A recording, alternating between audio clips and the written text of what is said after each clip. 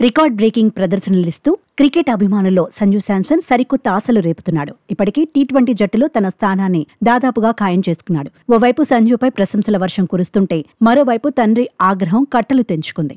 భారత్లోని 3 దిగ్గజ కెప్టెన్లపై తీవ్ర ఆరోపణలు చేశాడు.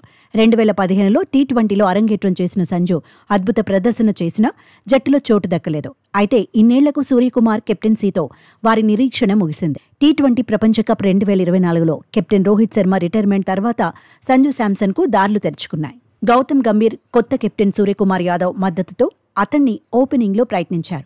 కొన్ని మ్యాచ్లలో శాంసన్ పరుగులు సాధించలేదు. కానీ ఆ తర్వాత అతను తన అద్భుతమైన ఫామ్ను చూపించాడు. టీ20లో వరుసగా 2 సెంచరీలు సాధించిన తొలి భారతీయుడిగా శాంసన్ నిరూపించుకున్నాడు. మొదటి టీ20లో అతను కేవలం 50 బంతుల్లో 107 పరుగులతో అద్భుతమైన ఇన్నింగ్స్ ఆడాడు.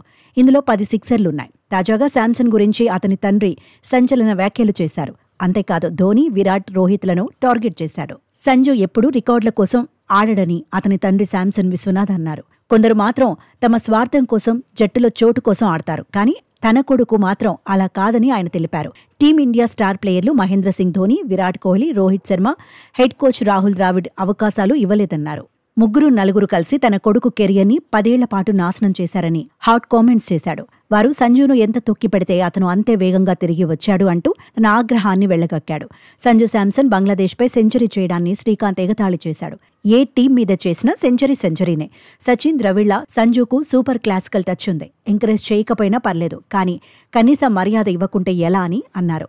తన కొడుకు టాలెంట్ని గుర్తించి అవకాశం ఇచ్చింది మాత్రం గంభీర్, సూర్యకుమార్ యాదవ్లే అని అందుకు వారికి విశ్వనాథ్ ధన్యవాదాలు తెలిపాడు.